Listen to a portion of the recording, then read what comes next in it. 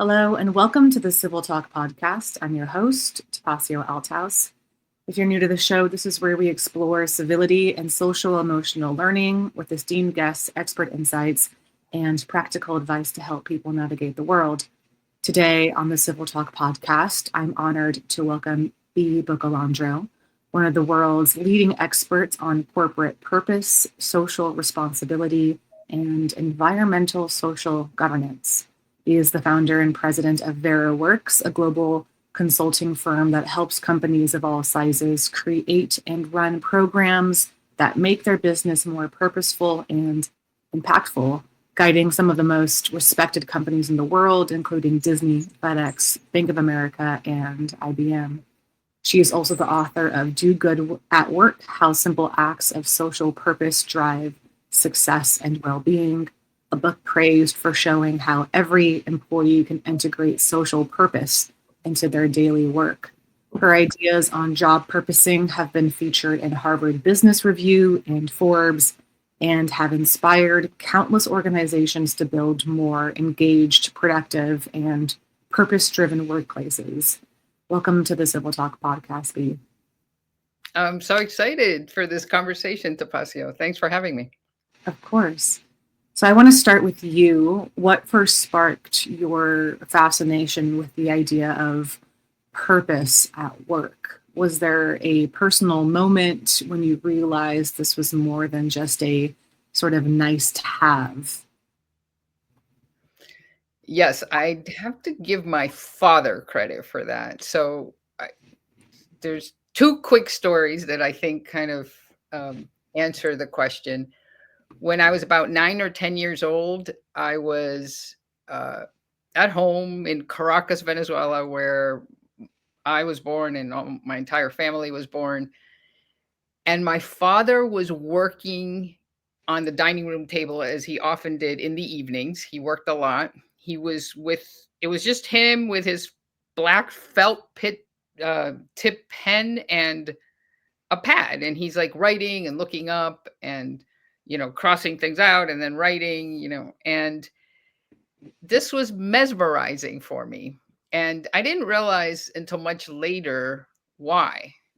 And I think it's because it's a little bit like watching a world-class athlete where you realize that they're expending a lot of effort. They're doing something that's requiring a lot out of them, and yet they're loving it.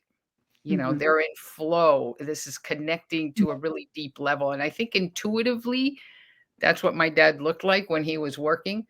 Mhm. So I shuffled over there and I was like, "What are you doing?" And he was an engineer. He designed roads, and he explained to me, "Honey, uh, I'm redesigning this road that goes from Caracas down to the beach Mhm. to be safer and carry more vehicles." And it's pretty much redesigned, but now I'm working on something that I think uh, is really interesting, and I really want to get right. And I could tell by his voice that it was, a little rebellious. It wasn't what he was asked to do.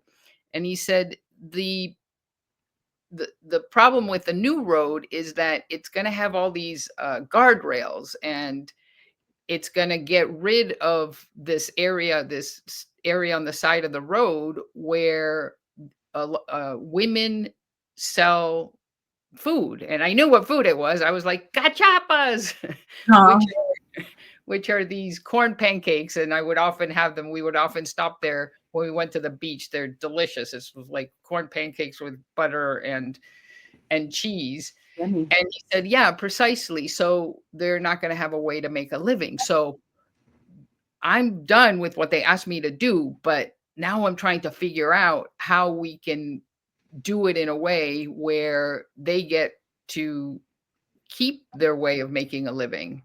Yeah. And I, pretty much every interaction with my father around his work was similar to that. And so I grew up with this concept that I thought everybody had, which is that work is this arena, this beautiful kind of semi magical arena where you get to make an impact, a positive impact on others or on the world, and that makes it fun. And so intuitively, I grew up with that concept. And so now, fast forward, to I'm in my mid 30s, and I've started my career. I've done undergraduate, graduate. I've been, working for over 10 years now in corporate social responsibility, which is something I very deliberately chose, which is the part of businesses that does good, lowers the carbon footprint, makes sure that employees are paid a living wage, that sort of stuff, right? So that's what I was doing, and I gave a presentation at Toyota U.S. headquarters Mhm. to 200, basically the top 200 people at headquarters. And I'm walking back to my car after giving the presentation. It's a huge parking lot because there are a lot of people work here. And I parked very far because I was not driving a Toyota and I didn't get in. So I'm pretty far from this building, and there are no one's parked out there. It was just my little non-Toyota, but I hear this pitter pat of footsteps, like trying to catch up to me, and I was like, what did I do now? I left my laptop or something, right? And it was this young Toyota worker, and he said, B, I listened to your presentation because I went into the meeting planner, the room reservation system, and I noticed that there was this event that was like, Toyota does good, and so I snuck in. I didn't realize it was only for top executives. I was dressed all in black in the back, and I think they thought I was catering. And so I listened to your presentation, and I appreciate that the presentation, which, he got the point of it. Essentially, the presentation was about how Toyota can do good and or do better as a business, right? Right. But I would like to do that. Like, I would like from my job to be able to do this, and you didn't speak to that. Like, how can we right size what you were talking about so Mhm. that I, as an engineer, can also make a positive contribution? And I realized then that I had been helping institutions do good, and I still do, and I advise companies and all of that, and I love that. But that concept that I grew up with, that my dad, really gave me and my siblings as a gift, that work was this platform for a meaningful life, um, was wasn't true in the world. Most people, unfortunately, I forgot his name, but let's just say his name is Dan. It's like most people were like Dan, where they Right. didn't sit down on Friday night and feel like, yes, my Mhm. work mattered. I made a difference. And so I realized that that was the mountain I had to climb next, was like, is there a way that I can help anybody in any job, whether they're an engineer or a janitor or a chief marketing officer, um, Mhm. do meaningful work? And so it took me about, now my dad was alive at the time, and so I got to bounce ideas off of him, and it took me over a decade really to answer that question well, with the help of a lot of other researchers out there. And so he wasn't alive when the book came out, Do Good at Work, which is really meant to help anybody in any job do meaningful work. So yeah, so do you mind if I ask you your origin story? Because I'm super intrigued with civility and Mhm. social, yeah, and social emotional learning. Is that? Yeah, I'll tell you my story at CivilTalk. So I got hired as basically a writer. And I have a minor degree in psychology, and I have worked for various psychotherapists in various degrees, and I'm really interested in inner relationality. And, um, you know, fate had brought me to CivilTalk. And when I had applied, it was a very different company. It was a very different business. And we pivoted, our founder pivoted, and we were focusing on social emotional learning. And I was like, didn't know there was a term for it, but I realized once I understood the definition that it was really in alignment with what I believe in and what my value system is. Oh, wonderful. Yeah, and I feel really lucky that I work for a company and I work for a business and I work with people who have strong values. And those values are to listen, to actively listen, to empathize, to hear employees, to make a difference in how other businesses treat their employees, and how, well-being is really important, So I eventually moved over to podcasting. And to be honest, my boss was like, I think you'd be really good at this. Why don't you try it? And I think that's what makes a really good company, is when you have a leader who is like, can take a step back and see you have these positive qualities. You have these positive qualities. You do that. I know that you didn't say you wanted to do this, but I can see that I think you'd be really good at this. Go do that. And it ended up working out really well. And we have a really good team of engineers who are building our website to help other companies measure their civility and measure their empathy and social emotional learning skills over a period of time. And so through these measurements and through understanding it through metrics, you can sort of evaluate where your strengths are and where your weaknesses are, and hopefully you can, just better the overall well-being of everyone in the company. And that seems to be something that's not talked about a lot.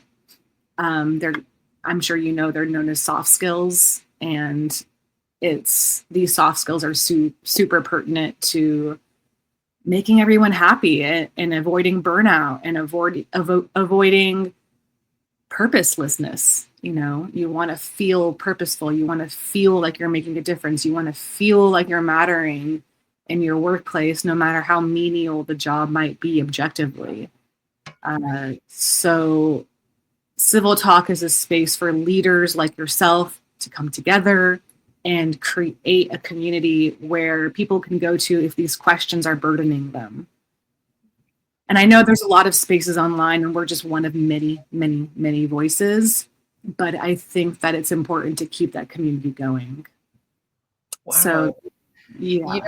What's amazing about, a listener might be going, okay, these are Bea's talking about, purpose at work, and, you're talking about this development and being happy at work, and they probably sound somewhat related, but actually the alignment is really there. So those values that are lived, so and what I just shared, I didn't really reveal what is the answer. What is the answer to Dan? Like, can you do this? And the answer is basically what I have termed job purposing.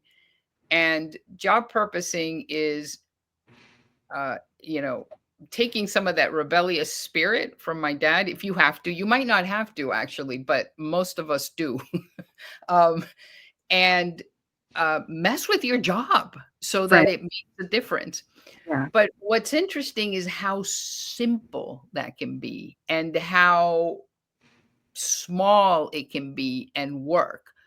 So I'm not saying that, what your supervisor did was small, but it is a pretty simple human thing, that what your supervisor did was look and say, look, Topacio, like, I can help her, like, proceed in her career and be more fulfilled and realize her strengths. And that is a form of job purposing, because that meets the definition, as long as your supervisor feels that it does, which would be very strange if they didn't. But the definition of making a meaningful contribution to others Yeah. or to a societal cause. So so I love that. Yeah, that's And it's fantastic. really a two-way street too, because it's like this person gave me an opportunity to do something that was not really out of my wheelhouse, but because I had history in audio and stuff like that. But it was something I had never done before. But really, I think that's important to know that it takes a lot of responsibility too. So you have to meet that opportunity with responsibility and with consistency and with sort of like, okay, I'm going to take on this new project and I know that it's important, but I'm going to do it with care and I'm going to do it with diligence. So I think that's really important to understand too, is if you want to lead a life in your job where you're doing something that's impactful, it's going to involve more responsibility and it's going to involve consistency and it's going to involve doing your due diligence. And it's not just a free ticket to just do whatever. Like there are boundaries and there are sort of parameters to that too. And I think that's really important too, to understand, is like the self-responsibility that's involved with that, and to carry that through diligently. Because I think sometimes people are like, well, I'm going to be creative now and just do whatever I want to do. And it's like, that's just not how it is. Like you have to also, work in alignment with the people around you too. And that's really, I think that that's a great point. One interesting finding from research is that it's a lot easier to meet all those responsibilities if you feel that what you're doing is job purposing, like is making a meaningful contribution to others, to a societal cause. So I noticed this, like, just kind of informally with a bunch of companies I worked with, where the day that they were, that employees were in one company in particular, the day we designed this program where school children came into the cafeteria and basically were mentored and tutored once a week. And I asked my contact, I was like, do you think that, because the absentee rate was really low for volunteers, we had designed it so that, like, there were basically, pinch hitters if someone couldn't come, and we hardly ever had to go to the pinch hitters. And I asked my contact, Chris, I was like, do you think that maybe people, like, will drag themselves out of bed even if, their back is killing them or whatever, to come because of these kids? And he's like, maybe. So we looked at it, and sure enough, like, the absentee rate for the volunteers was mm-hmm. much lower than the daily absentee rate for the company overall. So anyway, and then it turns out that researchers have looked at this, and not only will people put more, like, if, let's say that you say, they basically did this research where it's like you have to, like, go all the way up the steep hill, Mm-hmm. and half the group, it's just like you go up the steep hill and you get like $1 or something, you get something that is a reward for you. The other half the group is like, you go up the steep hill and we will give a contribution to a societal cause. So now one version of going up the hill is not job purposing, the other version is job purposing. And lo and behold, even before they go up the hill, when they ask them, like, how hard do you think this is going to be, the first group is like, oh my God, that hill looks really steep. It's going to be, it's going to be a grind. And the second group is like, oh, I got this. I totally got this. So this is all subconscious. We're not deciding that we're more committed. We're not deciding that, that we have confidence around accomplishing the task. It's all subconscious. So I think that that's, that your whole point about, living up to the responsibility for managers out there, if you feel like your team is constant, your team members are letting you down and aren't doing what you know, purport to do or what they're supposed to do, it might help if they feel like their tasks actually make a meaningful contribution. So. Yeah, that's really interesting that people are more, you just described how people are more motivated to help others and have this inner empathy than to sort of be self-rewarded. Yeah, and you know what? It's the opposite of what we've been taught. Yeah, really. And most people aren't cognitively aware of this. Truly. So, Adam Grant, he's a Wharton professor, and he, well, he's obviously a genius too, because he endorsed my book as one of the best of the year.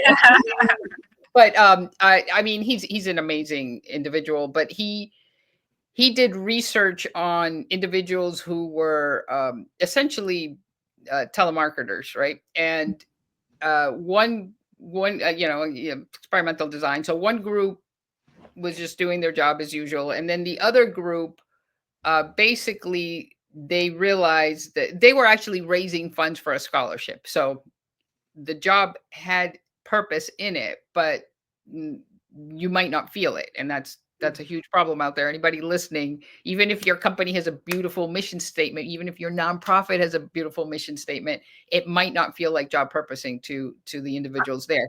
So what he did was he took half the group, and he had one scholarship recipient talk for 10 minutes, very short, on what impact the scholarship had for them. And that group performed they raised like 2x, like 181% more funds following months. But what's interesting is that, I mean, I think that's super interesting, is that when he asked them, like, what do you think of having been so much more productive? And they were like, what? We weren't more productive. Like, they didn't even feel. And there's other research done by John List at University of Chicago, where people take shorter breaks when they feel their job makes a meaningful contribution, and they accomplish more. So literally, the productivity is higher, and so they're working faster, and the error rate doesn't go up. So the quality stays the same, even though they're doing more, and they will also work longer. So they will, if they're getting paid by the hour, they will work more. But even if they're not getting paid by the hour, like, they're not going to make more money on that additional hour, they're more likely to work extra hours. So so it's, I've been talking about work that has purpose, right? That feels meaningful, that at the end of the week you can go like, yeah, I did something that mattered. And it sounds like this external construct, but the truth is that it's like, it's a physiological intervention. I mean, literally, you're like, the bad hormones, the ones that make you anxious, like cortisol, like, go down, and oxytocin and dopamine and serotonin go up. Like, and we aren't aware of these things, well, until we are. But this is all working in our favor, and yet we've been taught the opposite. Like, it's all about self, it's self-care. And you go into a bookstore and there's no other care section. So, even just by the quantity of messages, it's all, and I'm not against self-care. I don't think we should be skimping on sleep or food or rest or, social interactions. We need all that stuff lower on Maslow's hierarchy of needs. But once those things are essentially met, Right. another manicure is not going to help you. Yeah. You know? I think it's really important to just take a step back and understand that, because it's so easy to get wrapped into the self-care engine and just think me for months, if not years. And like you're talking about, no amount of facials and manicures and massages is going to make you feel good about yourself. Sometimes you really just have to, pull up your sleeves and, help your community. Sometimes it's messy, but it really, it's spiritual connection. With that being said, what sort of advice can you give to someone? By the way, I listened to your TED Talk and it's amazing. Thank you. Yeah, I sent it to a few of my friends who are having difficulty finding purpose at work. And I was like, do I have the TED Talk for you? And I sent it to them and they appreciated it, as do I. Can you just talk a little bit about how people can sort of make day-to-day or daily shifts to move closer to job purposing? I know you talk to head people, like, the top people at big companies, but for individuals, what are daily things they can do to just slowly, drip by drip or drop by drop, move towards feeling a sense of fulfillment and purpose in their work? Yeah. So the first thing I'll say is that if it seems daunting, it's not your fault. Like, it's like, oh, okay, your dad found a way to make whatever task he was doing have a bigger impact. I don't know what my equivalent is. It's really not your fault. Like, really, jobs are set up, society is set up, K through 12 education, everything is set up to make this difficult. But the good news is that orientation that you have received that makes it difficult can be changed. So you can reorient and then it gets a lot easier. Mm-hmm. So let's say where I suggest starting is twice a day, like set an alarm on your phone or something. And then you're going to ask yourself two questions when it goes off.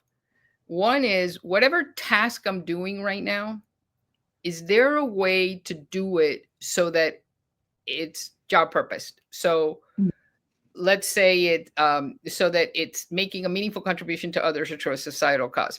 So let's say I'm ordering supplies when the alarm goes off. Then I'm like, okay, I'm ordering supplies. Oh, I'm ordering supplies. Maybe I could order environmentally sustainable supplies.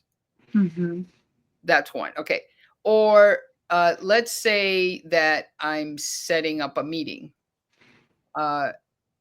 And so it's like, I'm working on the agenda of the meeting. And then it's like, maybe I should add to the agenda just a quick check-in with everybody. Like, how are they feeling? Mm-hmm. So I listened to your Zach Mercurio episode, and I recommend everybody listen to it, actually. He's fantastic. Yes. And just stealing from him, if you help people in that meeting feel seen, even if you just do that, he has 3. I'm going to keep it simple. Just seen that I see you, you're in this meeting. I want to hear from you. That is job purposing, and you are hardwired to recognize that. He covers this. You are hardwired to recognize that you just did something that matters. It's gonna matter to them. They're gonna feel like they matter. So maybe that's all you do in the agenda. It's like, I'm just gonna try this one time. Maybe it's out of the box, but it's like, hey, Yeah. I listened to this podcast and I got this idea, and we're just gonna do a quick check-in.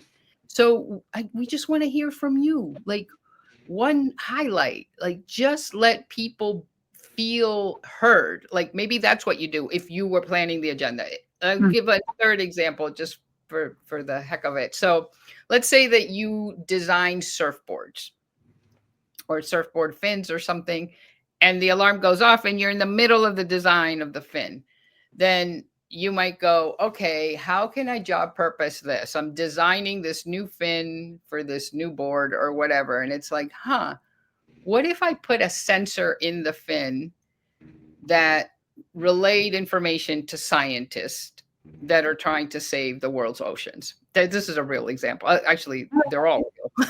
So this is a great thing. I don't have to be that imaginative because there's over 100 examples in the book, and they all come from somewhere other than me. So, so whatever you're doing, is there a way to do it in a way that is a contribution? It can be to your colleagues, it can be to your customers, but it can also be to saving the oceans if you prefer, right? The second question is, the last person I interacted with, how are they doing? Do I even know? Do I have an inkling on how they're doing? And this relates back to Zach's messages as well. And so that may very well give you an opening on a way to job purpose as well. It's like, wow, I didn't ask her, and I know her daughter was in the hospital last week. Let me just text her and go like, hey, how's that going? Can I give you a ride to the hospital? Can I, whatever, like that may open up something, a way for you to job purpose. So 2 times a day, set a timer, ask yourself these 2 questions. And, obviously if you're in a meeting or driving, you're going to have to skip that one, but you're not going to need this to do this for, 5 weeks. You're just going to do it for, I mean, most people report that after 5 or 6 times that reorientation has happened. Yeah. And so they're more likely to see possibilities for contribution as they arise and take advantage of those. And so they don't have to work that hard at it. So Right. that's where I would recommend starting. The TEDx, I think, is a good place to just kind of understand more, but there's also a Harvard Business Review article. So these are both free resources. So that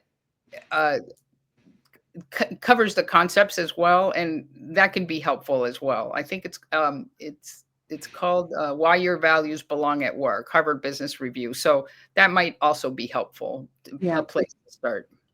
I really like in your TEDx presentation that you say just quitting your job and reinventing yourself somewhere else isn't always the answer. And I think that people automatically, if something isn't going right consistently or once or twice, just want to quit and move somewhere else. And sometimes that might be the answer, but not all the time. And I thought that was really a beautiful statement to make and really important to remind yourself of that as well. It's funny, as you're talking about all the different examples of job purposing, I realized that there was a moment in my life where I did that just so subconsciously and didn't even realize I was doing that. I used to work at a cafe in Mid-City. I was early 20s, early 20s. And it was a good job. And, but I would get bored, and that's never fun. It was a small cafe too, so not a lot of people would come in. And so I would just be standing there listening to music, drinking coffee, And I was like, you know what, this place can use some sprucing up. And so I was making these like plant ornaments. And so they're called kokodamas. And so I would make these Japanese plants, and I would bring them into the cafe as decor. And the place just looked nice. My boss was like, just do it, whatever. And I was like, great. And so I made the whole cafe just like into this like nursery, and people would come in and be like, these are so cool. And they would buy them. And I'm like, okay, I guess I'm making, and I went to my boss, and he was like, yeah, just like take the profit. It's not that big of a deal. He was really nice. And so I ended up just decorating the entire cafe and making extra money from these plants and just enjoying my conversations with people about plants and coffee. And it was job purposing, and I didn't realize it was until you're totally was. Yeah. And I love that you brought up that example, because I made the point that it can be something really small, but we just got back from France, and I think the French know this deeply, that your surrounding matters. Right. Whether things are clean or beautiful or put up thoughtfully, like, it really matters. Hmm. So we were just amazed in Paris that there are these areas. There's a row of buildings, there's a road in the middle, and there are no cars. Like, where are the cars? So it's all, people on bicycles and on skateboards and walking and cafes, and the cars are underground. And I realized this, whoever came up with this, it's like, it is such a contribution to us that Yeah. we're not inhaling fumes, we're not hearing cars, it's like, it's just this, like, you're in a park, but it's the financial district, right? Yeah. So I think that beauty, like making something more beautiful, and Right. is, if that is the way you're inclined, it's like, don't belittle it. Yeah. Like, don't, like, just go and do it and see how it feels. And the fact that people were like, oh, we're going to buy this, and then you got a little bit wealthier, or maybe a lot wealthier, or whatever, that's consistent with the research too. So you would think that if you job purpose, you're like, well, you're getting distracted from the things that you're going to be evaluated on. Hmm. So you're going to do less well.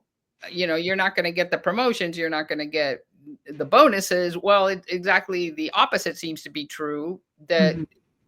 you will actually be rewarded financially as well Yeah. for job purposing. So And you're also reinvigorated energetically. So yes, it's like I can still pour a shot of espresso and I can do it maybe even better, and I can dial in the machine better just because I'm so happy that the place looks beautiful. I'm looking at living artwork. People are happy. that's The right. customers are happy. They're coming in. It's this symbiosis. It's this sort of connection between the two that people tend to overlook, that has, they're just so interlinked.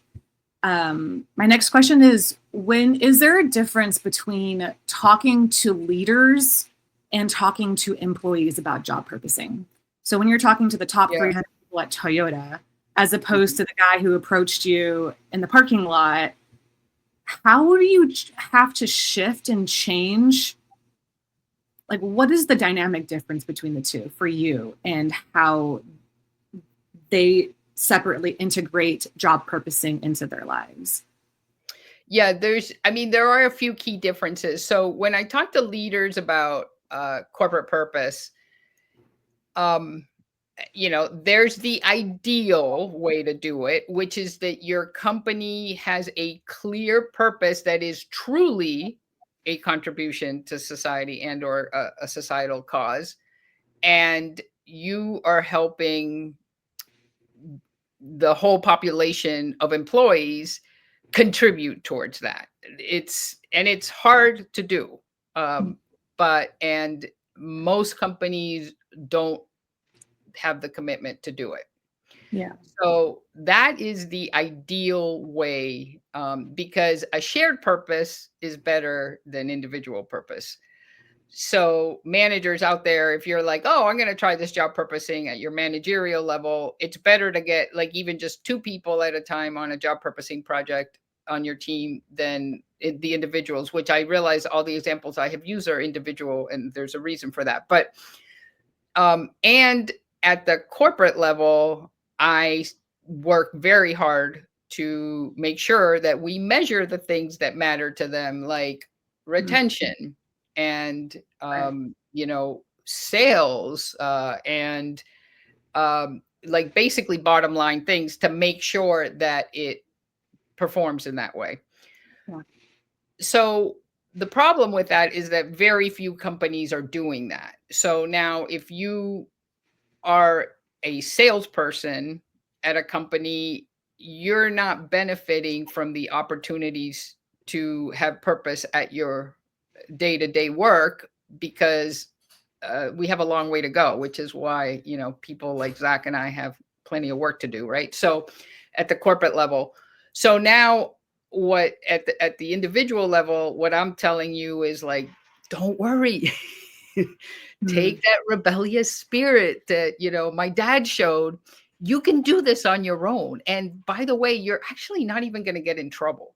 Like, just like you, right? At the cafe, that's a typical reaction of a supervisor. Yeah. Okay. Go. Yeah. Go for it. Like what, I don't care too much one way or the other. And that's the worst case scenario. Usually what happens is you inspire people, and then, then a supervisor notices and goes, actually, you're kind of supervisor material. Maybe you take my position when I move up. So again, things tend to go better if you try it than if you don't. So if your job, you look at the tasks on your job and you're like, I don't feel like this is making any difference to anybody.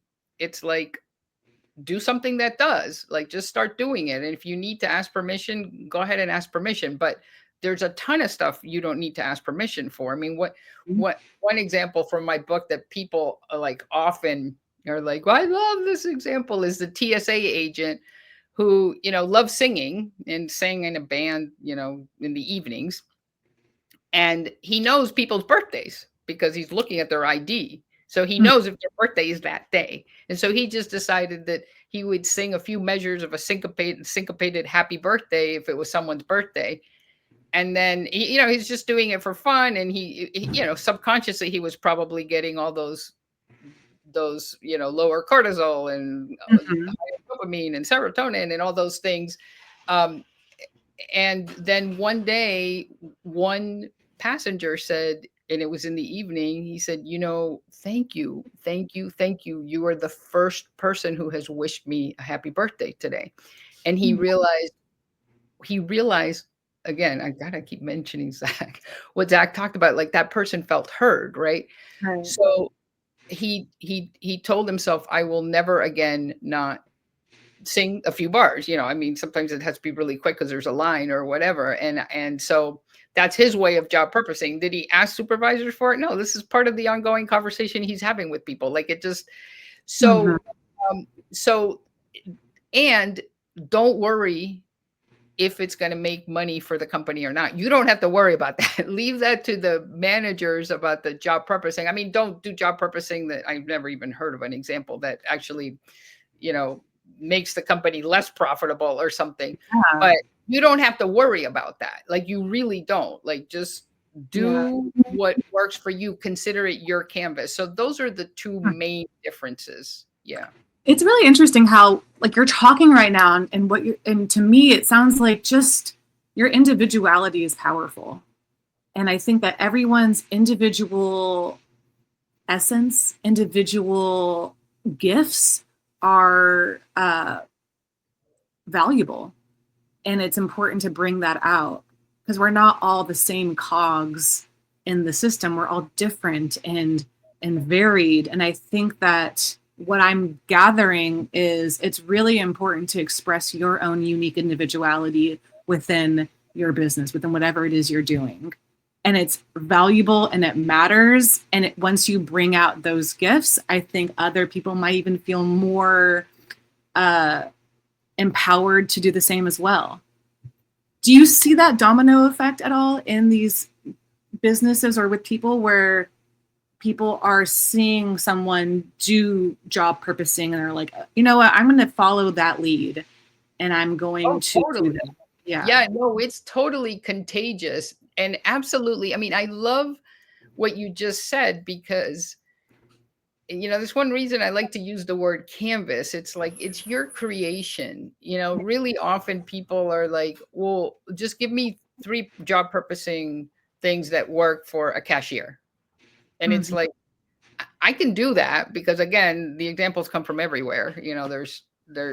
There is a minority of employees who have been doing this forever, and basically what I have done is find them, learn from them, codify it into lessons that others can use, and then put it in a book and a TEDx and a Harvard Business Review article and so on. So there are these like superstar employees in this regard that have been doing it forever. So, so I can give you 3 examples, but it's cool if you bring in your love for singing, or if you bring in your appreciation for plants and do it your way, or if you're just going to, give a compliment to every single, Right. um, every single shopper. And what kind of compliment do you give? Like if it's my niece, it would probably be about the wardrobe because she's like Yeah. really into that, right? Mhm. So it, I love what you just said, because it is an opportunity for expression as well. Yeah, I think something, I'm thinking about the cash. There's this one guy at my local market, and I love this guy. And I've actually written positive reviews for him on like Google review, and been like, give him a manager role because he's so amazing. Yeah. And I go to this supermarket because he's so sweet. And he's just like this large guy, and he is just gives eye contact. Hi, how are you doing today? And it's just like this, I think something as small as connecting and giving eye contact and just seeing someone, it can be job purposing. I understand that being behind a cashier can be so boring and minute and menial and can maybe just drain you. But I also understand that, you can make it impactful. You are coming into contact with so many people throughout the entire day, and the impact that has on people is actually quite large. And just being able to look at someone in the eye and say, I hope you have a beautiful day, Yep. with a little smile on your face, really can make someone's day. Like, I'm talking about it right now for a reason, because it does make my day. It makes my week. It's the reason why I go back there. I can see it in your voice and body language. I mean, you were energized just talking about what he did. One time I walked into a one of those labs, right, where it's like they draw your blood, and I actually walked in and I was like, I'm in the wrong place, and I walked out because it was like buzzing with positive energy. Like there was like this conversation going on, and it was like it almost felt like I had walked into a cocktail party. And I'm like, no, I've been in these labs. There are always these depressing places, everybody, you just assume everybody's ill or, whatever. And I walked out and I'm like, this has got to be. And then I looked and I'm like, oh no, this is the right place. So I walked in and I sat down and I was just confused. Like, why does this place feel like a cocktail party? And then, I heard the gentleman, the reception person, right? And he goes, Linda so and so, and come on up. And so Lynn, she goes up, and you could hear him. I mean, he's not broadcasting this, but it's a small room, and he's like, Linda, do you know what your name means? And she goes, no. And she goes, like, well, in Spanish, it means beautiful. And I can see why you got that name. So anyway, he was fascinated with people's names. So he either knew or he looked up before he called you, and then he told you like something about your name. It's Greek, and it's this, and there was this goddess, and there was this thing. So I heard like 5 or 6 of these, and I was like, that's it. That's why this place has a completely different feel than every other medical lab I have been into. And it was, it was so small. And it was so him, he was just fascinated with people's names, and that's it. And so that's interesting. I do see this pattern of like the importance of also curiosity, how individuality and curiosity are so important and really hold a big answer as to why, or as to how things can be better in your life, not only in your job, but in your day-to-day life. It's funny, your book is filled with cartoons, right? Like just have drawings. Yes, I did drawings. Yep. Yeah, and it's just like this sense of creativity, of curiosity and individuality. I think that connected so well with the overall theme of what you're trying to talk about. and that you can write a book, but also if you're into drawings and that, put those in there too, and no one else might be doing that. And I think that's important. Yeah. And actually to build on what you just said. So I do love drawing, and I've drawn for fun for years. And so what happened was I owe a lot to a lot of people in this book. There's a lot of people quoted, everything from, there's Adam Grant, and there's, Oprah, and like it draws from a lot of different sources of wisdom out there. And of course, I'm going to cite them, and there's the footnote and all of that. I took I tried to do that so that, everybody got credit for what they contributed to the thinking. And then I realized, I want to do a little bit more for them. So I was like, what if I, did a portrait of them with the quote, so it was for me, I have no idea if they appreciate it. They all got a a coaster with their cartoon and their quote and all of that. So, but it was job purposing for me. It was like, I would like to honor them more than just, the footnote or just the one reference. So, and that, again, that made it a lot easier. There's like 20 some of them. So it was a lot of work, and I could have probably finished the book earlier had I not embarked on that. But it's like win, win, win, win, win. You get to do your drawing, you get to have it be more of yourself. It's more of a contribution, you get energized. So, yeah. Is there, and I know we're coming to an end soon, so I'll ask 2 more questions. If there's one takeaway you'd want every reader to walk away with after finishing your book, Do Good at Work, what would it be? It would be just make no mistake. If your job doesn't improve the world, you have to improve your job. Like, just do it any way you can. Yeah. I also really love the idea of you can create a new job within your job, and you can have that. You can have ownership over that. And I think for some people that's really scary because there's no title for that. But I think that it's very doable to be like, I see a gap here, and now I'm going to be this. And you can create a new job within the job that you have. I just wrote that down. Yeah, I love it. And then our last question, we like to ask all of our guests this as a final question. What daily practice or habit do you personally do that keeps you motivated and grounded in the work that you do after all these years? Yeah, thanks. So I'm going to stay like perfectly on theme here. There are several things, but I'm going to stay perfectly on theme here. And this one has been really helpful recently because, like all jobs, my job is frustrating. I think there's going to be this keynote, and it's all going to be great, and this whole thing, and the thing, the whole conference is canceled, or I give advice to leadership on something or other, and they don't seem to value it, so it has its frustrations. And so I am very wired to like go like, oh, see, here it is. It's like, I don't know why I bother. And I'm not, it's like, I'm not doing anything. And it's like this also fell through, something else is going to fall through. I get into this victim mindset. So here's the practice that gets me out of it instantly. And the only reason I know about this practice is because it's just been shown over and over by researchers. But I just like when I catch myself doing that, and usually, thankfully, at this point, it's like within a few minutes. So I don't stay there that long.